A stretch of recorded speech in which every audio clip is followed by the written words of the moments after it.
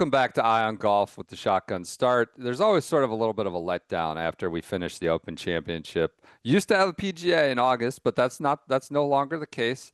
No more majors to look forward to. We do have playoffs coming here in August. We're going to go to Minnesota, then we're going to go to Greensboro, and I think there's some intrigue with those in terms of cutoffs for cards, cutoffs for signature events, cutoffs for the playoffs in August. But beyond that, we wanted to talk a little bit more about, like, what are we looking for as the playoffs approach? Like, what gets our juices flowing and for the postseason, the FedEx Cup postseason. So we each picked out one storyline to watch as the playoffs approach. And I wouldn't say we're the biggest FedEx Cup playoff enthusiasts here, but we're going to do our best to sort of highlight one or two items we might be looking forward to. Andy, what's yours as the playoffs approach? I think one of the ones, this isn't mine, but one thing to consider is Xander Schauffele has been dominant in the shadow leaderboard of the Tour Championship. He's racked up a couple gross titles, but not the net championship. With the tournament officially switching to a gross tournament, is he still going to be as dominant in gross stroke play around East Lake, with that being the real emphasis and them moving away from the handicap tournament? Yeah, it doesn't have to worry about the pops anymore. Will that kind of put him on the fritz? We'll see. But my real storyline is we just did an exercise around this. It's the back half of the U.S. Ryder Cup team.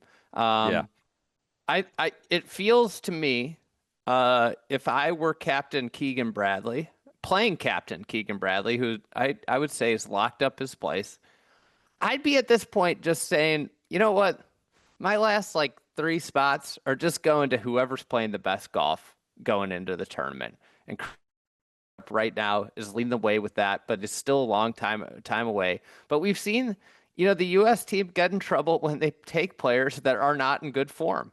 I think that, or haven't been playing. And, how the U.S. team approaches the lead up to the Ryder Cup, I think is really interesting. What are they going to play in? Are they going to go play in Europe? Are they going to mandate you go play Napa? You have to go play the Napa event. Because we've seen them struggle to get out of the blocks when they have this break before the Ryder Cup. And I think it's an interesting aspect of it. But if I'm Keegan Bradley, I'm looking at, I think who plays the best the next 5 weeks and the last couple weeks is who I'm taking. I'm just not taking pedigree. I'm taking players that are in form, because a lot of the back half of the U.S. Ryder Cup team, and this is like JT, Morikawa included, who are now on the outside, are not in good form. And historically, we've seen form it carries the day with these team competitions. Would you add Cantlay to that group with Morikawa and JT? Oh, Cantlay, yeah. Cantlay, I mean, I think you're getting to the point where it's hard to pick Pat Cantlay unless he does something. Patty Ice. I mean, he's been honestly their most reliable. Is shooting up the ranks because he's playing so well. Wendy Clark. Come on. I honestly give Cantlay almost an honorary spot based on what he's done at these team events now for 6-8 years. But you're going with the Ryan Moore corollary. Literally, the guy's playing up to the final 11th hour. Remember Ryan Moore? He got on Hazeltine based off essentially a finish at East Lake. Pushing Rory to the wire there. Yeah, right. And then he's on the team. So yeah, there's a lot to I'm sure the FedEx Cup loves it being just a stage to debate Ryder Cup roster spots instead of the instant playoff events. For me, the biggest storyline to watch is which venue hits the highest real feel on the temperature gauge on the forecast, because we have some doozies coming. We are going to Memphis, Baltimore in August. As a Marylander myself, I would suggest it's pleasant in August. And I think it will absolutely give Memphis and Atlanta, where we close it out in August, a run for its money in terms of heat and humidity, dew points, things like that. It's going to be an absolute sweat fest from Memphis all the way through. Now, I realize August is hot everywhere. It's hot in many parts of the country. You could go to your beloved Chicago, and it's 95 degrees. But that is my biggest game within the game, because I honestly think Baltimore could Maryland is not pleasant. It's not pleasant in August. Could edge out Memphis and Atlanta. And I'll be keeping a keen eye on all 4 days at all three stops. What hits the highest real feel temperature? What in each of those places, what do you think I think like Chicago, you say it could be 95 in Chicago. It also could be 72. What's the lowest potential temperature in any of those locales at that time of year? Like it's got to be Baltimore. Yeah. I'd say like 80, 83 is a good number. That's a good number.